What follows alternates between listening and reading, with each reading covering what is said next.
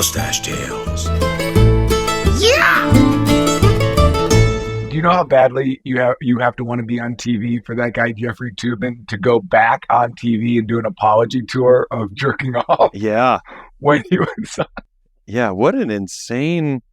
That was bizarre. Jeffrey Toobin, is he the guy who was on Zoom who was jacking off? Yeah. Just under camera? Well, the meeting ended or something. From what I thought, the meeting ended, and then he just immediately had to get into it. And the camera, people were still there. I have no idea if that's the exact story, but either way, I think the egregious thing was it happened so quickly that the thought was occurring to him while he was on the Zoom. So as soon as the Zoom ended, he was ready to go. Yeah, I got to get into it. It was called a moment before. His moment before. Yeah. Not.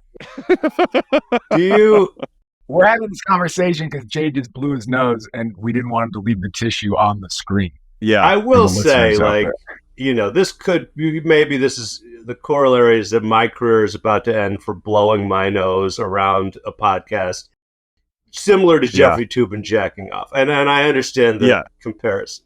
But what does it mean? In a year from now, I'm going to come back on and be apologizing for blowing my nose? Is that what Toobin's doing? You'll be right back in. I mean, he's he's back out there it didn't happen. He just has a job. He's just back to being Jeffrey Toobin on television. But before he offers his opinion in the political world, who's ever interviewing him, because they want to, feign journalistic integrity, they have to confront, he's got to do a mea culpa every time. Either just forget it and keep going. You don't score any points. But what I like at some point though, that's going to become so blasé. We're Jeffrey, what do you think? Just real quick, I was caught jacking off. So I think the election is gonna burn through it very quickly. It is the right way to approach things. I mean, or an interviewer who's he's weighing in on the effects of a third party candidate, but the interviewer just wants to keep going back to the masturbation. If we could just circle back to something you said earlier. What was the website that? That's what we deserve to know. I mean, that's the thing. It's because I have this honest feeling that I'm jerking off to all the right and the best and the proper stuff. But truthfully, nobody really has double checked that. I haven't asked other people what am I missing? Where are the gaps? Yeah, and I never will. Yeah. And I never will. What's trending? Yeah. So this is the little story I wanted to ask Rory to weigh in on before, because we've been excited to have you on for a while, dude, and we were all been traveling and trying to plan it. And Jay and I were catching up about scheduling stuff, and he said on the phone, he goes, "Let me call you back. I got to pee real quick." And I said, "No, dude, you could just pee while we're talking." And he's like, "Yeah, all right." So we kept discussing scheduling stuff, and then I didn't hear any pee. I said, "Are you peeing?" And he said, "Yeah." I said, "I don't hear anything." He said, "Yeah, well, I'm sitting down." Yeah. And I was like, damn, it was the most feminine and masculine statement I've ever heard at the same time, because one, he was peeing sitting down, but two, he just fucking owned it. And he's like, I love I just pee sitting down when I'm on call, which felt like a curve. Okay. Was that true? I feel like I'm going to have to apologize for this a year later, too. But okay, that's fine. Well, I have a couple things to say about that. One is that I've known Kevin Heffernan since he was 18. And every time someone would say, "Oh, I got to go take a pee," he'd say, "You take a piss. A man takes a piss. A woman takes a pee." And I was like, that's true. And I was like, while I don't necessarily agree with you, you have changed my behavior. And now I can only say I'm going to take a piss. That's all I can say. Now, so when I said to you, I have to take a pee, what I really said was I have to take a piss. Now, putting that aside. Okay, that's fair. Aside. That's a good correction. Now I can trust that the details matter in this particular case for you, Jay. Now I now trust you. The truth. So now you've earned my trust. Yeah. So here's what happened. like I started, and I'm going to say it's not prostate. I started waking up in the middle of the night to have to go to the bathroom.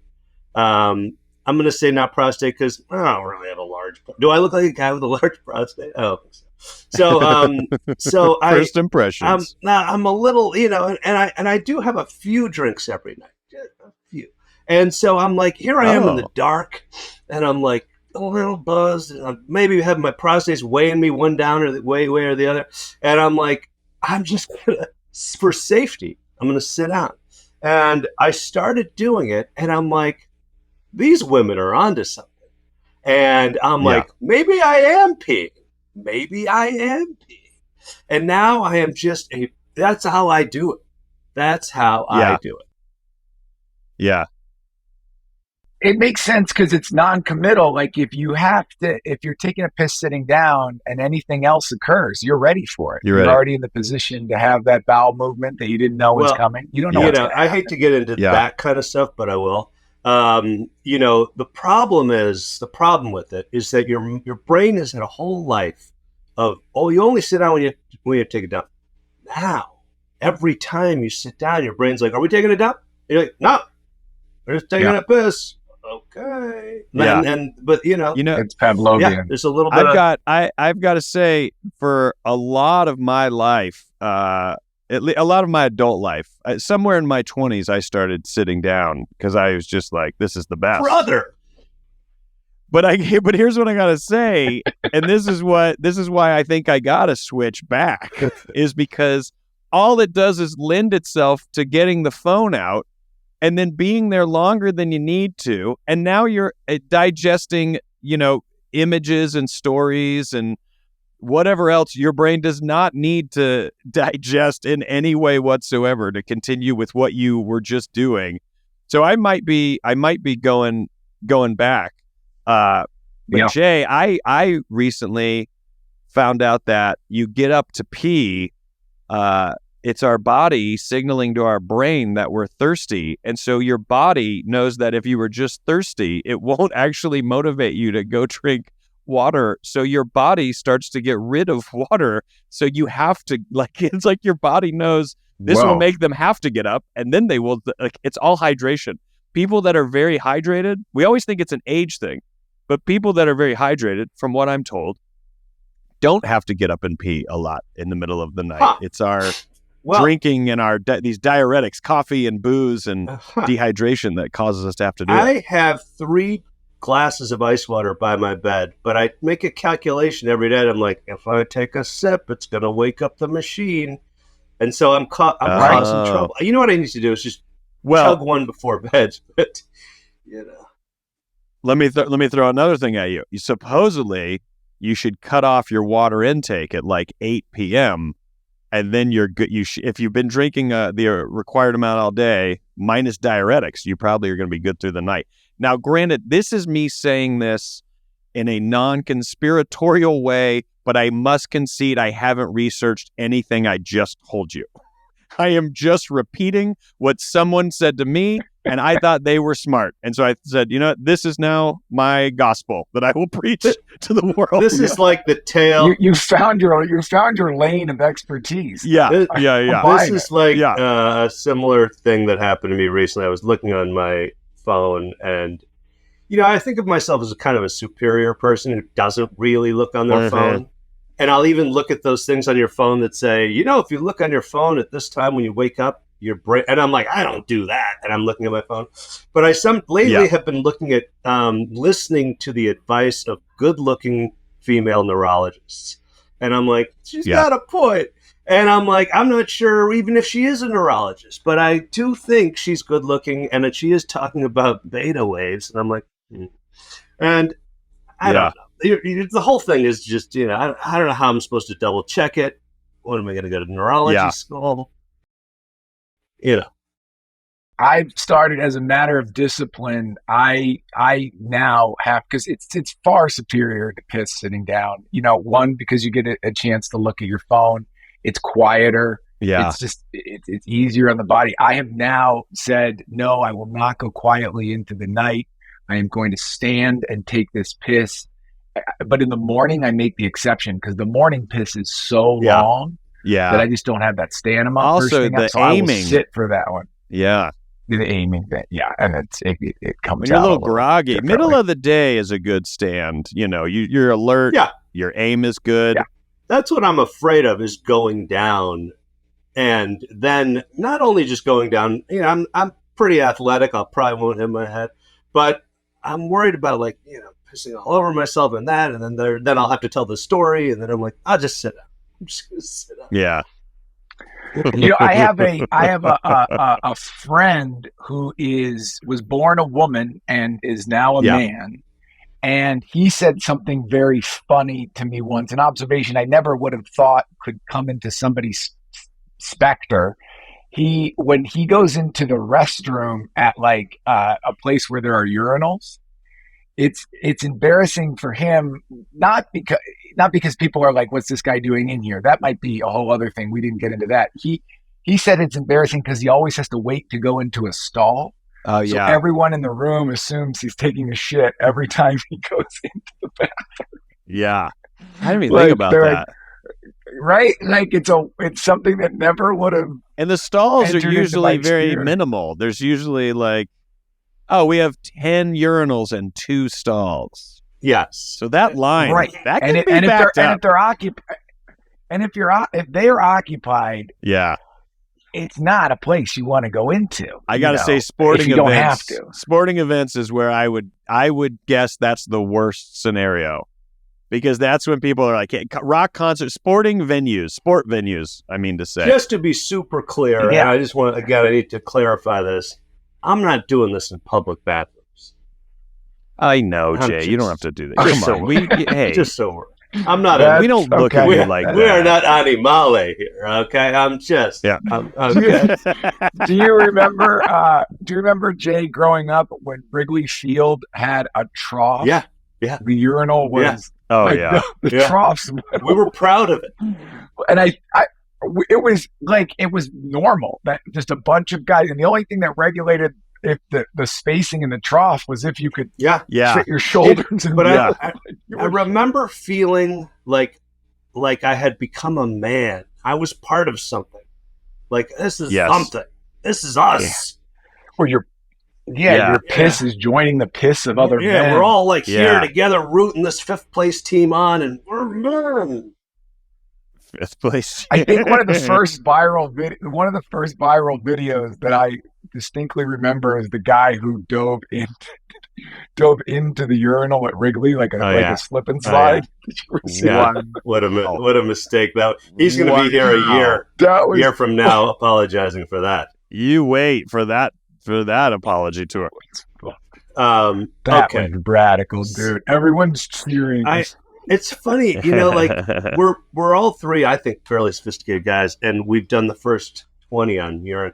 And I'm not even done. I got more to say, but let me just say this one last thing, and then I'll introduce the guest. Okay, let me introduce him first, because it's more important to know. Anyway, so I first saw our guest Rory Scovel, the incredible stand-up comic, at Matt Walsh's golf tournament up in Solvang. And Rory was doing the stand-up show the night before. And man, it was a room of a lot of different kind of people. There were old people and young people and different. And I was looking at that room I don't know, up in front of this room. And because you just never know, right? You're up in Solvang, right, you're like, how much white power is up here? And you're just whatever. And so, I mean, it's a Dutch looking place. Anyway, whatever. So, but you went up and I was like, who is this motherfucker? Because it was so fucking, I thought, dangerous and funny and courageous and hilarious and smart. And I remember I was a little buzzed and I came up to you and I'm like, your style reminds me of me. I don't know if you remember that, but I was like, what an asshole thing to say. But the highest compliment. I mean, Yeah, exactly. That's what I felt. I was like, all right. Exactly. And then we played in the golf tournament. And he made the sign of the cross. Yeah. He just the holy water. He just threw right. holy water at me. That's right. And then we played golf. And then I'm like, and I'm a bit of a golf fanatic. I mean, you're actually a really good golfer. I appreciate that. And then I came, we've been texting, whatever. I went on your podcast, and then I saw your recent stand-up special, which is called Religion. And can you fill in the rest? Religion, sex, and a few things in between. Yeah, and I saw a live exhibition of it. HBO did it, and you guys played it at a place in Eagle Rock. In Eagle Rock, yeah. In a big theater, packed theater. And I just want to interject 1 second to myself. My parents have, for my whole life, have called HBO HBO because they're Indian and they were raised in English schools in India, and the teachers in those schools said Hetch. And occasionally you'll catch in England, you'll catch someone saying. So in my family, we all say HBO. I actually really like that. They say Zed, like Zed too. They don't say Zed. It's like they don't say Zed. They say Z. Sorry. Anyway. Well, that one they're getting wrong. They say nil. They don't really. Anyway, so I was at this. Now I'm at this thing, and I smoked a little weed in the car before. Once I was parked, and then went inside and got my popcorn. I was sitting alone, and Al Madrigal's like texting me from the back row. He's like, "Come sit in the back row." I'm like, "You come sit in the front row." Nobody moved. Anyway, and then the thing comes on, right? And I'm like, because I did a stand-up special recently. I'm like, it'd be fun to show in a theater, but you're like, what's happening? Because because the audience in the mix of the thing I'm watching in the performance you've taped is laughing, but then there's us. Yeah. And you can manipulate the one that we're the HBO one, but you can't manipulate this room. And we're like, we're kind of like monkeys. We're hearing laughter, and we're laughing, and there was double laughter. It must have been the most laughter you've ever had for that thing, because it was just so much laughter. It was bizarre to be sitting there, because I literally said, this is the first time I'm in the audience at my own thing. Yeah. But also, I sort of was like, oh, what if I bomb to the people in the audience tonight while doing really well in the past with that audience? And in my brain, I go, oh, I didn't calculate any of this when we put it together. So I was like, this is either going to crush my spirit or lift me up. I thought it was so fucking risky. I was like, oh my God, what if it doesn't go off? And by the way, it did go off like a fucking rocket. I thought it was like, I loved it. Thank you. Wait, are we talking? You were piping laughter into the laughter that the audience would have just to get the timing? No, the special itself, we were just showing it on the movie screen. So even if the whole live audience sat there dead silent, you're still watching a special. So you're getting the laughs from the special. Oh, right. And so that was the thing where I was like, oh, I know I did well that night because I have it. Here's the piece. But like, am I going to sit in the crowd? And the crowd at this show is like, I don't like it. Like two different crowds feeling very different. You did something really funny at the end of the HBO special where you cut to a huge crowd at the end. Taylor Swift. Fire going off and shit. It's such a trick of the brain because it works. You're like, he just killed that audience. Yeah. It's a weird, it's a filmmaking trick. It's a gag, but you're kind of like, that was a huge show. We found the right stock footage for that bit. On that, one of the things you talked about, my wife and I were laughing about the special, the idea where you were talking about your wife being a witch, and then you asked, it resonated so deeply. We were laughing because like when I've been together with my girl for 18 years, right? And I remember when I was single and dating, if a girl was a little bit like witchy or crazy or into the dark realm, I was like, oh, they're crazy.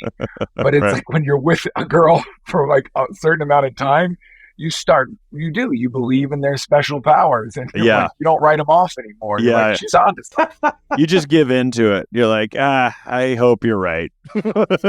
Yeah, I'll try it, man. You got Yeah. everything I can get. Yeah, I'll drink your potion.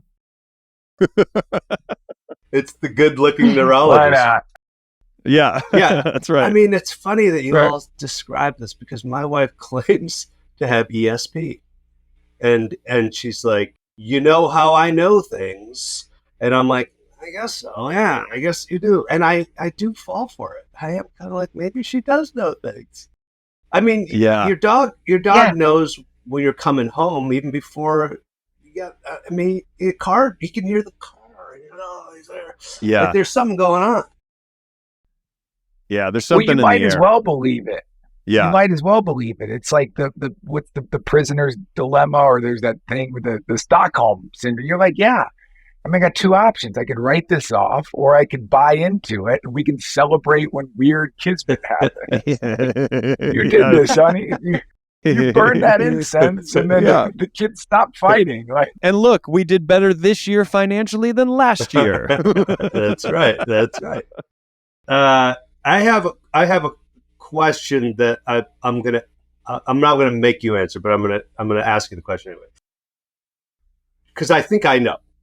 Who are your Okay. two favorite comics from, let's say, we'll call it 60s, 70s, 60s, 70s? 60s, 70s, 80s? There are two guys who I think you remind me of. Well, this somewhat answers it now that you threw 80s in there, but like for my own political spectrum in a way, but my own entertainment spectrum of what I try to fall into is somewhere between the silliness of Steve Martin, of Mr. X and Reader X, and something more in the world of like a little bit of Carlin and Bill Hicks. I want to like have this mix of, I want to be saying something or making a point about something, even if it isn't a heavy topic. I want to like have a point and try to give someone a new perspective, but I also don't want to lose the clownish kind of element of it, and I don't want to be too much of either. I don't want to be just silly the whole time, which is great. I just don't think it's me. And I don't want to be just in that world of like Carlin, because I also don't think I can do that. But I think a hybrid somewhere in there. And I will say, I've said this before, and I always, I obviously am not prefacing it now because I just gave that answer, but my usual preface is, I know this can sound arrogant when you try to think of where you fall on a spectrum and you name two legends of doing. Well, I mean, you got to name people we've heard of. Anyways, I'm those two guys mixed together. Like, yeah, that's not what I'm saying. It doesn't sound as arrogant as saying you remind me a lot of me. Anyways, I think I'm on that spectrum. I am Jay. Yeah, the correct answer. Jay wanted to hear Steve Martin and Bill Hicks, but he really wanted you to say 70s and 80s. Jay Chandrasekhar as a 10-year-old and as a 20-year-old. Yeah. Those were my influences. Yeah, the teenage years. Yeah. The teenage years. Okay, I was gonna say here's who I think. George Carlin, and I guess I was gonna say Andy Kaufman a little bit. Yeah, I love that. And Steve Martin is interesting because he's so. I mean, the Mr. X are like that's the great. I mean, that you're right. That's like the great thing you don't see coming with him. But he's more. Yeah. He's a cleaner comic. Correct. Like, wouldn't he be considered a safe for home kind of thing? Safe for kids? Oh, 100%. Yeah. And you're not. No, I'm not. But I guess I would say this: there, like the opening stuff about religion was I remember coming up to you after your special and saying that was courageous. And I said, only a white guy from South Carolina could do those jokes because I occasionally will write a joke about like the Christianity or whatever, and I'm like, I'll tuck it away in my never going to be said drawer because I was like, wow, that is fucking freedom to say 20 minutes of open with 20 minutes of these jokes because it is. I think it's funny because when HBO started posting clips and my socials guys started posting clips and like the little 30-second 1 minute bites or whatever it was. Some people would leave like these comments. People say this a lot too. They'll be like, oh, you can go after Christianity. Now do jokes about Muslims, and now do jokes about anyone who's Jewish, and now like they want you. They're trying to make a point that it's this world of going, oh, you're not afraid to make fun of Christians, but you won't go after these other religions. And I don't think they ever stop to think, the religion I'm making fun of is the one I know the most because I was brought up in it. Right. Like, I'm not saying that if I had context or education, I wouldn't make fun of all of them. I probably would. It's just that I don't really know enough about them to really establish it. It isn't some kind of like fear, but I have to go with what I know. You know what I mean? Yeah. It's like, oh yeah, you're willing to make fun of white people. It's like, well, yeah, first off, because that is what I am, but also it doesn't keep me from making fun of the human race because of the relatability of the human experience. But I don't necessarily have that in the particulars of a religion. I only have it in the particulars of just religion in general. But I never like comment back to anybody, but I always just want to say it like, yeah, I mean, I was raised Catholic. I mean, even if you get into the particulars, oh, you'll make fun of Christianity. Like, to be very specific, I'm really just making fun of Catholicism. That's the only one I actually know. Yeah. At the same time, so you're talking about like authorship, and you know that, so you can come at it with a point of view. You can do that, but then still talk about jerking off whales, which I assume is an experience. That now you're getting into fantasy-based wishful thinking, Steve Martin-esque. Now that's where the Steve Martin comes in. It's funny how we all have these people who comment on our things that you want to respond to, but you're like, how do I explain? You can't. The entire genre of comedy to you, sir. It's like, I'll make the occasional Indian joke, like, and I can, no problem. I know all about it. Yeah. And yeah. Someone asked me for and they keep coming at me. They're like, every time I post something, they'll write, Super Troopers 2 sucked. You owe me a refund. And I'm like, sir, this is not how the movie business works. You're the sucker who bought the ticket. I mean, you're the sucker who bought the ticket. Yeah.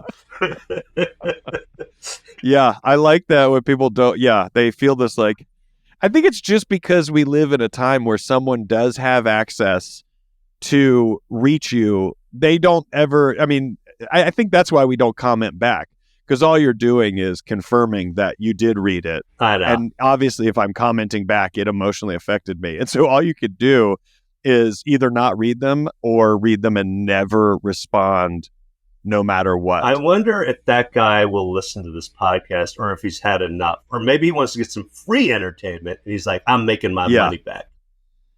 Yeah. No, he just won, Jay. He just won. He won. You acknowledged him in the ether. Yeah, you acknowledged him. I mean, it doesn't even. Yeah. That's all he wanted. It's okay not to like the movie. You should message back and just be like, well, how did you see it? Did you stream it?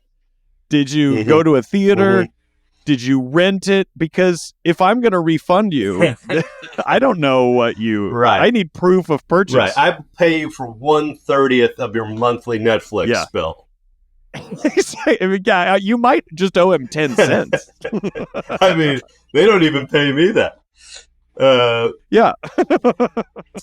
Okay, so let me say this. So the Andy Kaufman thing came from I read an article about you, a glowing article by a guy in Madison, Wisconsin.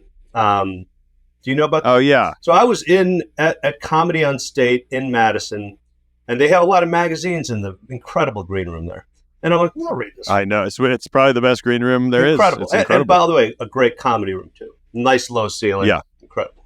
So I decided to read this article on you because I'm like, yeah, what the fuck? Okay, so I'm like, God, and I learned so much about you, including that you went on stage and I know you do a Southern man accent, like you are a Southern man. Why wouldn't you, right? But you also, in this article, you did a German accent in the first minute or two of the show, and it was getting laughs. And so then you did the entire hour in the German accent. Is that true? Yeah. Yeah, I've done that a few times. But honestly, it's because it gets enough laughs that I then am like, oh, this is kind of fun. And I personally perceive that the audience is sitting there going, all right, we've now passed the threshold. Now we're all cheering on the idea that maybe you'll do it the whole time. And I got to say, I think there's times I'm misinterpreting that level of support. But I've done it a few times. And the thing is, it could not be your more wildly average, not sellable German accent, which is, I think, what kind of makes it funny.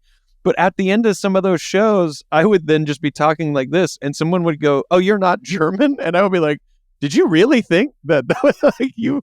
Have you never heard an actual German accent?"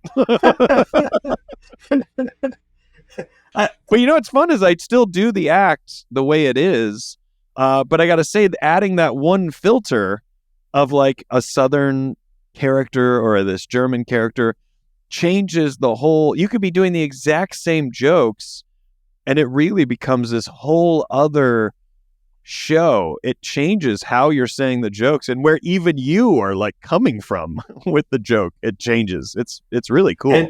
And you don't have a fear of failing? I mean, I don't want to fail. I do.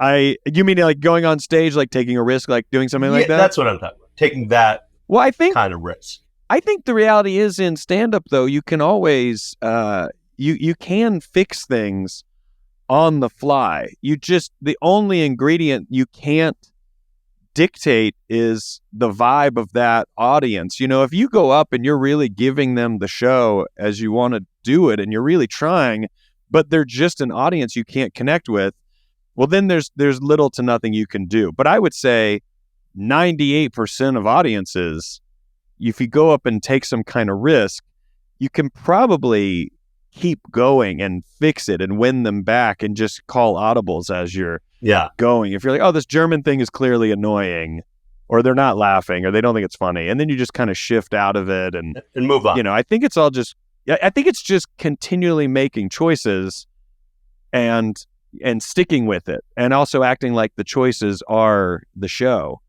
And I think people are fine with it. I mean, all of us are willing to listen to anybody who, think of, this is a good example just because we just had the Oscars. When someone goes up to win an Oscar and you can tell they're nervous, you can't stop cringing and you want them almost out of the way. But when someone goes up who is just a public speaker, you're at ease and you're like, oh yeah, I could listen to 10 minutes of someone just saying thank yous because it's comfortable. And I think stand-up is the same sort of trick in a way. We're nervous. I don't want to fail. But I know if I'm super confident and just kind of loose and having fun, this should work, unless I just don't have the jokes or I haven't done the work on a perspective, That's exactly. It's and I know I deserve to be insulted for what I said to you about how you remind me of me. But what I try to do is project a level of confidence that is kind of preposterous. But it's not Dice. Yeah. It's not Anthony Jeselnik. It's just my own, misplaced confidence almost. And I feel like I can get out of anything. Right. I can just, and there's others, you're like, and it's that, and it's that what I recognize in you, which is the best, is this confidence. It's hilarious. It's amazing. Oh, thank you. It's amazing. I love it.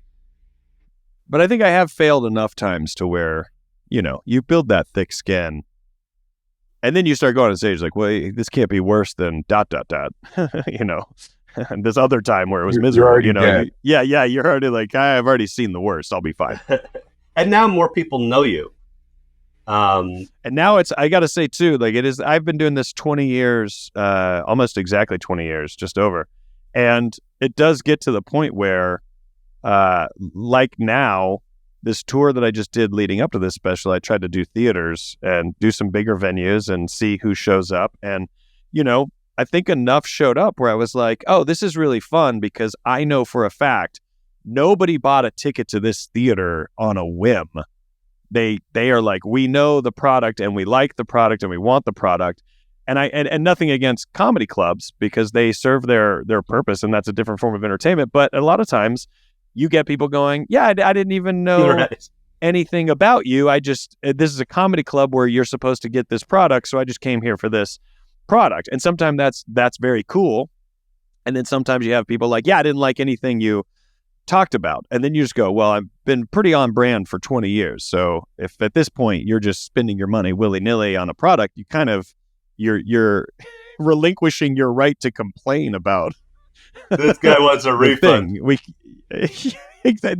Exactly. And if someone's like, I just didn't think you were good tonight, it's like, well, that's the beauty of what we do. That's the beauty of live entertainment, is that if it's going to definitely be good all the time, you don't have that high wire act. I like that sometimes I like that some jokes everyone's not going to laugh at. I like that, some things I'm going to say no one's going to like, Yeah. It means you're dictating the sound of the instruments.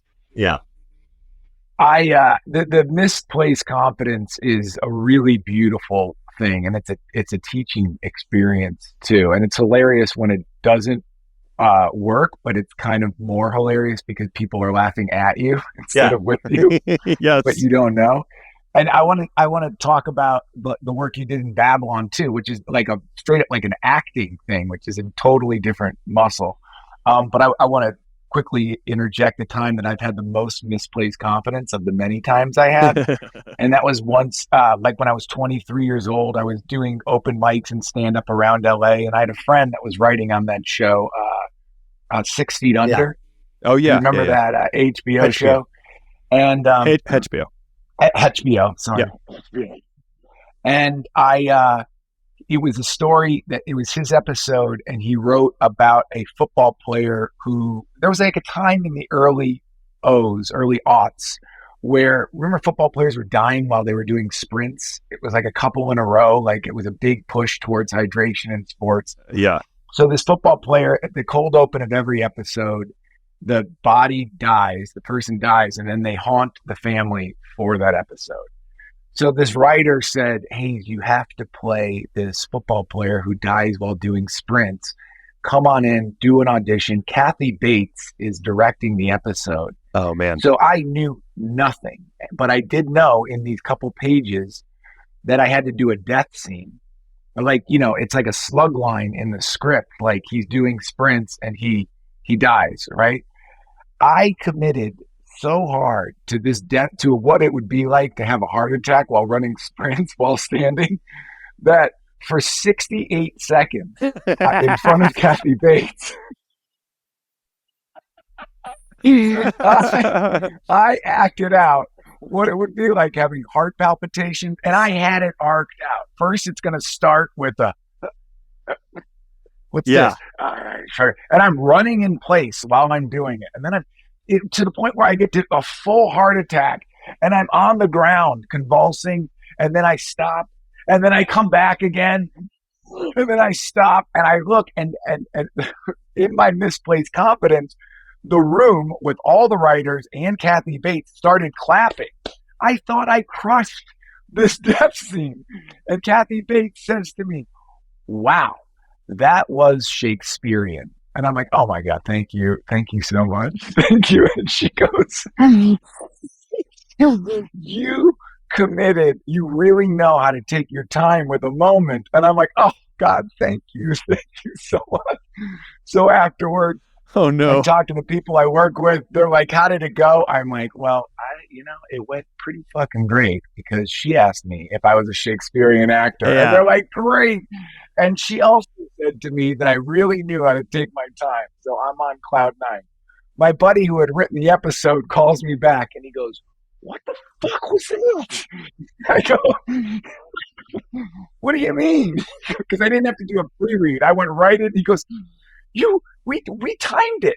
68 seconds. You pretended to have this. He goes, it's a cold open to a show. It's No, that wasn't good. He's like, no. Too long? Not long enough. You rushed it. Or was 68. 68 seconds of flailing. So I love that you came back from the dead twice to keep dying a little bit more. A different depth of death. I had it arced out from slight palpitations to full convulsions to, looking around, the imaginary people I created around the other teammates, reaching up to them. Yeah. It's very detailed. I love that. So the point is, it's totally different skill sets to talk about the acting roles you did. And Babylon was not a necessarily comedic. It was an absurd fantasy world, but what's the skill set? Did you study? Did you train? Or is it something that comes now? Because you actually act a lot in your stand-up. I think, to Jay's point, doing the different characters. Yeah, I think there's maybe I think in the acting, I am not trained. I did take like a class in college and realized I thought I was taking it to like be like, oh, I'm willing to be a clown. I'm willing to be vulnerable. Like let's go do, it's kind of that thing. It wasn't like I took it because I thought this is what I'll do. I kind of took it because I was like, I think this would be fun. And also I feel like this is going to be an A.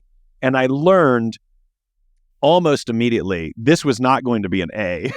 In fact, I was probably going to have to work at this harder than the other classes that I didn't know anything about.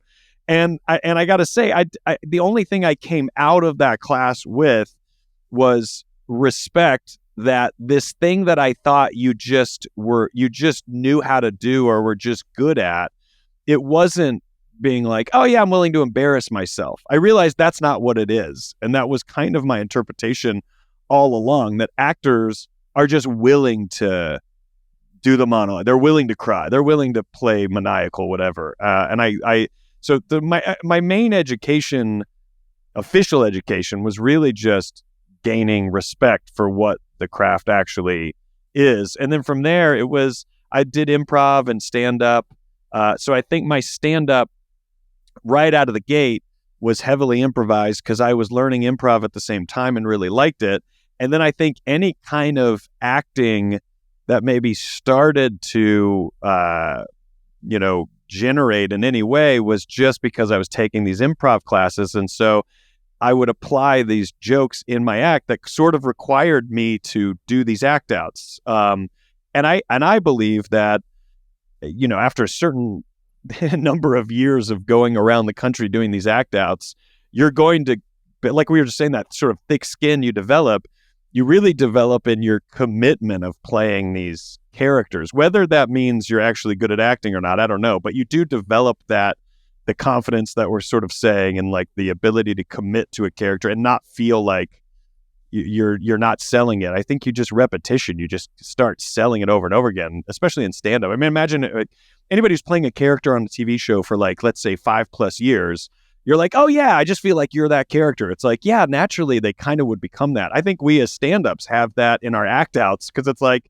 yeah, I'll probably do this joke for 3+ years. It's like, yeah, well, you should be able to convince me of the acting Yeah. at a certain point because it's so Yeah, because hyper-focused. there's acting. When you're playing a guy who's waiting to get waved into a gangbang, Yeah, exactly. you're creating, Yes. which is really like you're actually acting. That's a joke. Yeah, it's a joke in its premise, but the thing that makes it funny is that could be a scene in a TV show or a movie. And I think the thing with stand-up is that you get to do it so many times that just by default, it has to just get better. Yeah. Unless you just hate the joke. And I don't. So you kind of get better at it. But I got to say, a lot of my acting for a long time was just survival. And it was commercials where the survival wasn't so difficult because a lot of the commercials I was getting was hit the setup, hit the punchline. Just doing that will be enough to sell the performance. We just need the joke to hit. And I worked with some great commercial directors, specifically David Shane, who was fantastic at letting me improvise and figure out how to be an actor, how to be on set in these much lower stakes settings. And then, auditions the way we all do for so long, and hating auditions and not knowing how to do an audition. I got to say, I still don't really know how to do an audition. I would benefit from a genuine education of honestly just auditioning more so than acting, more so than scene study. Just an audition would be it literally just for someone to go, hey, for 15 minutes, I'm just going to tell you how you should prepare for an audition. That might change my whole life, to be honest with you. Well, one thing you should... But yeah, to me, it's like survival. Yeah. The one thing about auditioning is you shouldn't spend 68 seconds dying. I mean, that's like fucking rule number one. And that's because the people on the other side of the table they've seen this performance several times. And you're like, yeah, you gotta fucking go. I mean, what's happening here? Like, you've got... Well, let's be very clear. They did not see this performance they did more not. than That's once. That's right. I saw this performance. Misplaced confidence. Kathy Bates has told that story. If you want to, the reality is, the cool part is, she has told so many people this story. You have lived on in her mind. She's just never found that magic again. I was working with John Oliver on Community, and he was playing like a dean or a teacher or something. And I was a big John Oliver fan. I still am. And I'm like talking to him while we're lighting, whatever. And I'm like, John, is it? Is it? I mean, you're like a stand-up, and you're trying to do this. Is this like a lot? I don't know. Is this challenging to you? And he looks at me and goes, how hard could it be? And I'm like, and I felt so small. And I was like, you're right. What's the fucking deal? Just say the goddamn line. You're right. You leaned in for a kiss. You're right. Come here. As small as it was when he said, Jay, you remind me of me. Can I ask you about Jack White? What, do you I know you didn't like. Yeah, what if I shut you down? Actually, no, you can't. Jack White's off. I thought we weren't going to be talking about Jack White. I thought we weren't talking. Before we went on the air, I told you where the boundaries were. And what is it? Third Man Records? Is that what it is? Third Man Records. That's right. And out of, I'm guessing Nashville or somewhere down there. Yeah. And you recorded an album on vinyl only. Is that right? Yeah. Well, I did. I put out an album in I think 2011, and I put my own little DIY tour around the Southeast. Just doing shows and kind of trying to sell the CD and just kind of do the. I don't know what phase that is, but try to here's a product. I made a product, so let's try to get out there. And I was in Nashville. I was playing at a coffee shop that night, and me and my two buddies stopped at a burger place to get dinner, and it's early enough, and we're out on the patio, and then Jack White and Ben Swank, who works at Third Man, they walk out, and they're at a table on the patio too, and it's just our table and their table. It's early enough that there's no dinner rush, and the whole time we're just like, that's so crazy. Jack White is just sitting over at that table, and when we were done eating, and I glanced over, I could see they were done eating. I just got up and walked over to the table and I said, look, I do stand-up comedy. I just put out an album. I have them in my car. If I went and grabbed 2 CDs, would you guys want them? to listen to. And they were like, yeah, that sounds great. So I ran to my car, came back, gave them the CDs. The only reason I had the confidence to give it to them is because it wasn't music. So I didn't feel dirty in a way. I also didn't feel like there was anything I could gain out of it other than, and this is when Twitter, we were starting to see the benefit of Twitter, I think, in terms of like, I think in my head I thought, oh, maybe Jack White will listen to this and he'll tweet that he heard it, and maybe that will help me. So that was my only like sort of, I don't even think that's gross. I think that's just good business. But, in terms of feeling cringy about it, that was my only, where I was coming from. That was the only cringy part. But yeah, I gave him the CD. I didn't hear anything for a year. Honestly, I forgot that even happened. And then Reggie Watts called me 5 minutes before I was going on stage in Montreal to do a weekend there. And he was like, hey, I'm with Jack White. He wants to talk to you. And so I'm just on the phone with Jack White. And he's like, I love that album. I've been trying to seek you out, try to find you. And I play that album for everybody. I know it start to finish and backwards and forwards. Anyways, come to Third Man and do a vinyl on Third Man Records. And I was like, oh my God, that sounds absolutely awesome. And I got off the phone with him and I went out and just ate shit for an hour at this club in Montreal. And I remember at the end of that show being like, that is so quintessential stand-up, is like, here's a rock legend being like, you're so funny, I want you on my label. And then, 45 people in Montreal at this bar going, you are the worst performer we have ever seen. All within the hour. Oh, man. But yeah, I went and I recorded it, and it just was for vinyl. And I just kind of messed around and had fun, and it was a cool experience. And he was there just recording and listening and whatever? Yeah, he was there. You have this audience come in. I think it's in their blue room, and I think it holds like 100 people, and him and his whole staff is there and just went on stage. They were like, yeah, you just got to know that you have about 20 minutes, and then the recording is going to flip to the other side of the album. So they're like, basically, you can't go over 50, but if there's something you're going to do on each side, you got to try to contain it to 20 minutes. That's cool. And I sort of set up this thing that I've never gone back to do that I want to do, is that it's called side 1 and side 3.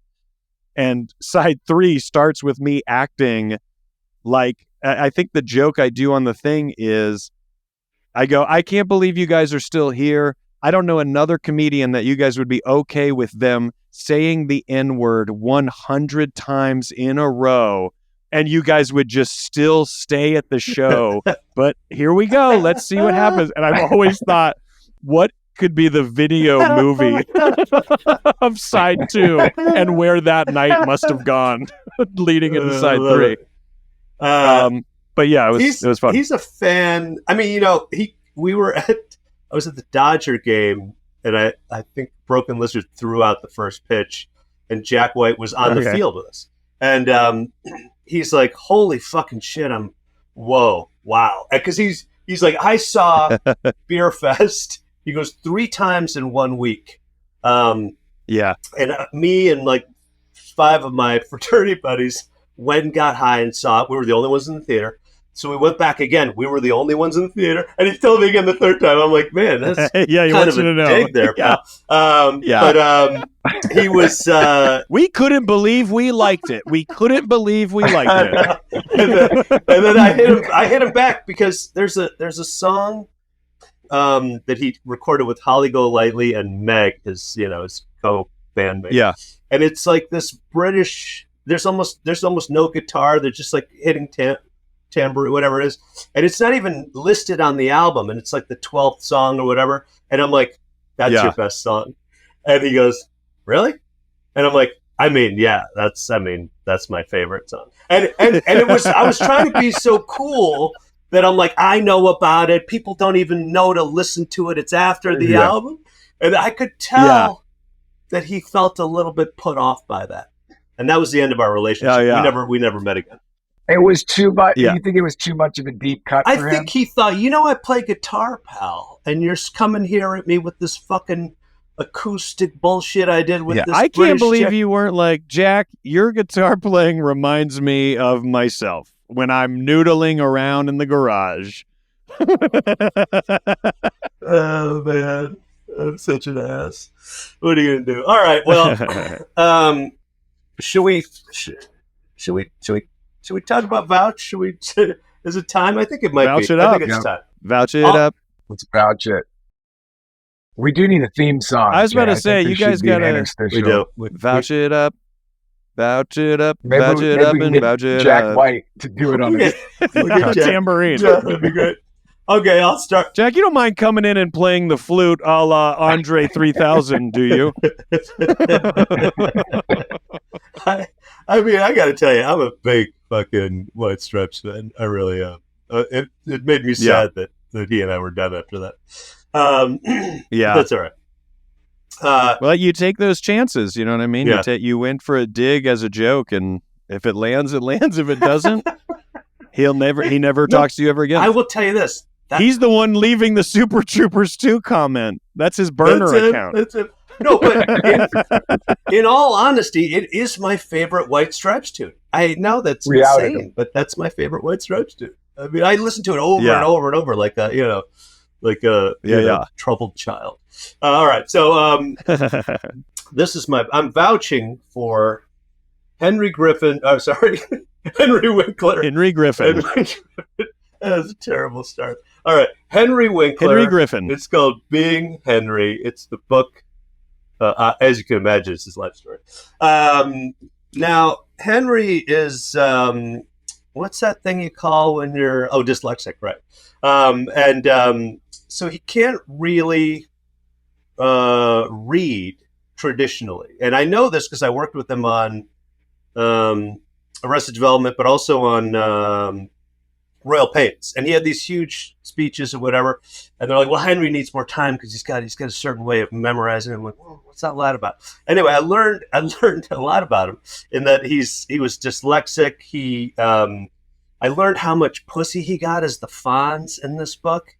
Yeah. Like he was like because he was not a he was like a theater guy, and suddenly he was the coolest dude in the world.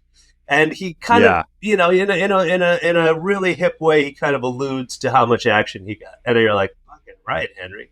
And then he talks about Barry. I don't know if you guys are fans of Barry, but I love that show. Yeah. And he's great in it too. Yeah. He's a tortured guy in this book. He's like constantly like he lacks confidence. He kind of constantly talks about how much lack of confidence, and I was like, this guy was complimenting me, and I'm like, is he fucking with me?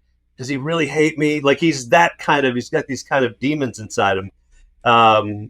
Anyway, it's a really good read. That's crazy that he like talks about all of his vulnerabilities and insecurities, and his like one of the most iconic characters is the most confident guy ever in television. I know. Yeah. He could fix it. He could fix a jukebox just by punching it. Well, hair always cool. perfect. Yeah, that's called good acting. Yeah. Did you? I'm 43, and so as a child, what's so funny is that when Happy Days was out, I didn't interpret that as a show in my childhood set in the 50s. I interpreted it as this was made in the 50s, and this is the show from the 50s. And because that established in my mind as a kid, it's so hard for me to accept that all of those people are just still like so youthful, because in my mind, they're like in their 20s in the 50s. Right.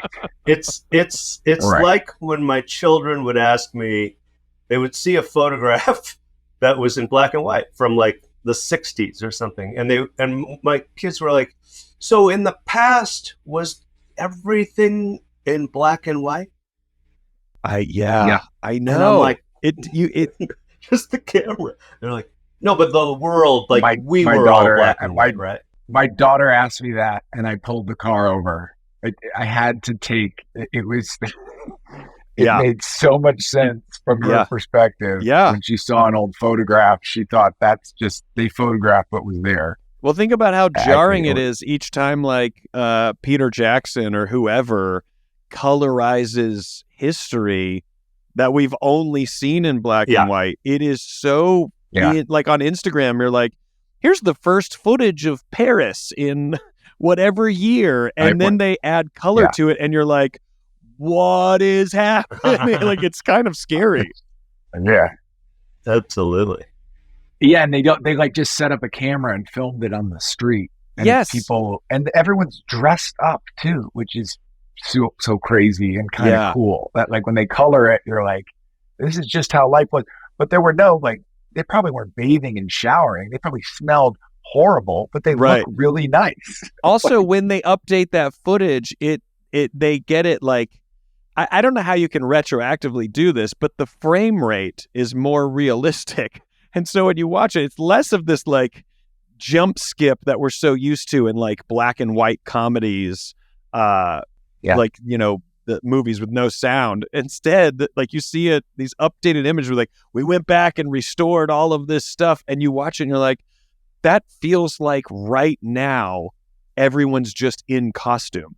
And it's very jarring. Yeah. Do you guys think people spoke differently like 100 years ago, or is that just the way it was portrayed? So we assume that everybody spoke with a little bit of a twang, and they had this kind of feel to it. Like were they walking around I think like that, or were they speaking colloquially? Or were they, honey, the one I want you? When you hear the political speeches, you do hear that kind of cadence. You do, yeah. Okay. I mean, even in Kennedy, in the 60s, you hear it. But it's funny is that I think about that too in a different version of did everybody talk like that? But I think everybody did sort of talk the same in the sense that even back then, adults were like, I don't know these phrases these kids are using anymore. I think that has been a part of history forever. A younger generation just keeps reinventing the language, and I think that's everywhere in the world, and I think that's everywhere in history. And we always feel like it's just now, and we think all these things are just now. Time has led us to now, as opposed to always kind of being the same. Yeah, these kids are singing this "Ring Around the Rosie" song. Exactly. Yeah, about the plague. These kids love the plague. That's not the right thing.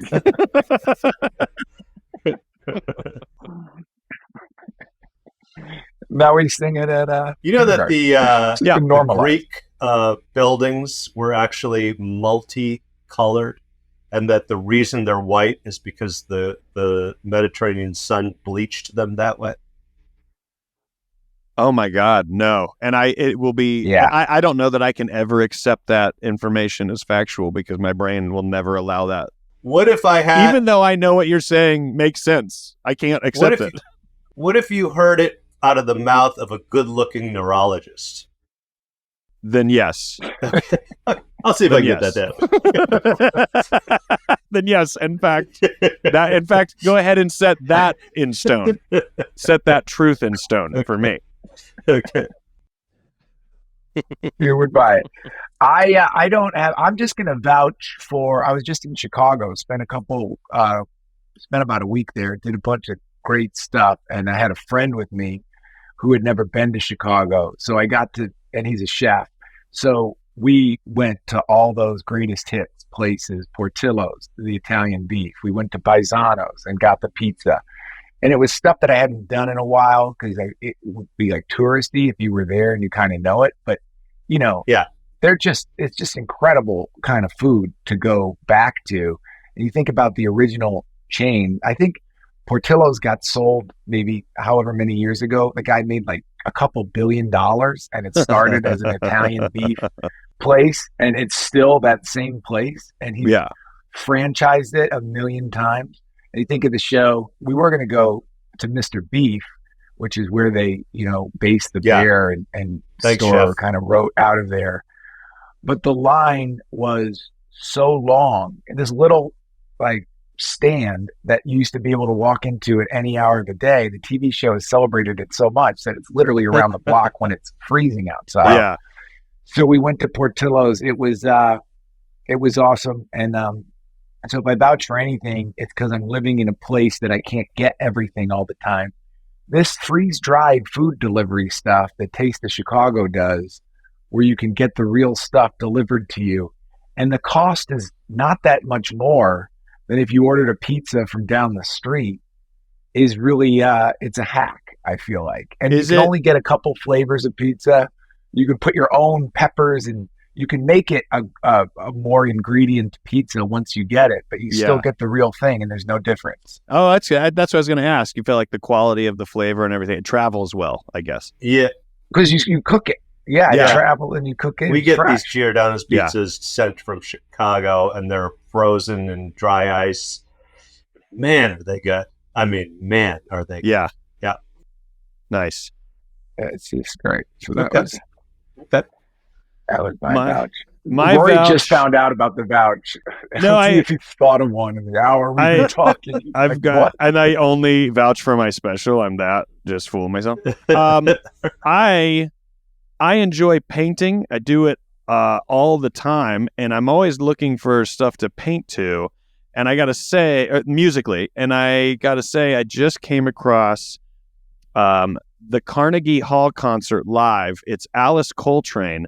Now, I already like Alice Coltrane, and I already like. I don't like everything that she did, but she does have this one album, Journey in Satchidananda, and now that is a Carnegie Hall concert live. I put it on the other night while I was painting, and it is blissful. If anyone is a fan of jazz, I got to say, well, I have it here. It's only 4 tracks, but it was fantastic to listen to. It's obviously like longer songs. It's more, I feel like, experimental and a little trippier, but great to paint to. Alice Coltrane, can you connect me to John Coltrane, or is there no connection? I think it's his daughter. I think Okay. it's his daughter. I should know that I because I think I've need looked to it up, but now I'm be- afraid I'm wrong. Jazz is almost like wine to me. It needs to Yeah. be curated. You need to have someone in the know explain what's happening and why these moves are relevant and being made. Otherwise, it's hard, I find, to just appreciate out of the blue. But if I'm sitting down with somebody who's into it and they're walking me through these moves and these chords and this is why it is, then I'm who's the documentarian guy, Alex Gibney. Ken Burns. Ken Burns. Yes, Both I got it great right. answers, but Ken Burns, 1 point for me, 0 for Jane. Ken Burns. Oh, there's more? did Okay. like 10-hour documentary on the history of jazz. Yes. It's only 2, Oh, which is a good Wow. one. Yeah, the history of jazz. is Alice? You know, I think a lot of times what you're saying there about jazz and like someone kind of guiding you, I know what you mean, because I think because there's so many versions of jazz, and it's so that's what I love about it, because it almost feels infinite. Like you couldn't possibly absorb it all. But I think when some people can connect the right jazz vibe with the mood they're currently in, I think that is the best way in for someone to have the light bulb go off about what they like about it. And Right. I this could even be like a hacky thing, but here's another vouch. Miles Davis, Kind of Blue, in the evening, maybe you're by yourself, you're having a cocktail or just, whatever you're doing. That is a great way in to go, oh, actually, I think that's maybe the right vibe for this setting. And I think some people then go, oh, actually, I like this kind of jazz. That's what started it for me, because I hated jazz. And then I started listening to the right kind of jazz at the right time. And that's when I started realizing, oh, there's a little bit of a code here. You got to sync it up. And the more artists the you moment, know, yeah. the more artists you know, you start to get better at being able to It's do called that. Kind of Blue. Because my wife cannot stand chaotic. She can't stand the chaotic jazz. And there's times I can't either, because I'm not in the space for it. But there's times I love it, Kind of Blue. I think that's the right name. But Miles Davis. Is Dave Brubeck Take 5 jazz? Yes. And great. There's a lot of great Brubeck. Sounds fun just to say right. Brubeck It's, by it's itself. like set and setting, a nice cocktail at night while you're by yourself. I can see it. Also, heroin helps a lot. Yeah, Appreciate yes. Yeah. But that gets vouched on every episode, so I didn't want to. I didn't want to vouch. It's already been vouched. Yeah, Kind of Blue. Kind of Blue. Kind of Blue, 1959. Wow. Jazz in the 50s and 60s. Really great place to start. And there's, you can start with legends, or you can dive into I'm going to start with whoever. Kind of Blue and Alice Coltrane at Carnegie Hall, and then I'll report back. Yeah. Yeah, I would actually like to know if it worked for you. Yeah. I'm going to type out a report. I'll be sending that over to you. Yeah. 1,000 words. while you're 1,000 words, no more, no less. Just while you're sitting down and peeing, you could bang that out. Yeah. James. Pissing. A term paper. Pissing. Gotta write my jazz Pissing, report. please. I'm not gonna lie. I think at 43, Pissing, not being that's in right. school, if someone told me to do a term paper about something, I think only now would I be Right. excited by that. Right. Like in school, you're like, "Fuck you! I have better things to do." Now, if someone said, "Rory, do a term paper on an Alice Coltrane album," I'd be like, Yeah. "You know what? I actually am going to do that term paper." Exactly. Thank you for this opportunity. Yeah, great. Sounds fun. All right, Rory. It was awesome. Love to have you. It was so great. Yeah, thanks for having me. If you're wondering, you should Thanks, watch Rory. watch Awesome, Rory's man. special And check out the special. Yeah. on HBO, and it's called HBO. Politics, Sex, and a couple other things. Religion, sex, and a few Religion. things in between, but a great guess.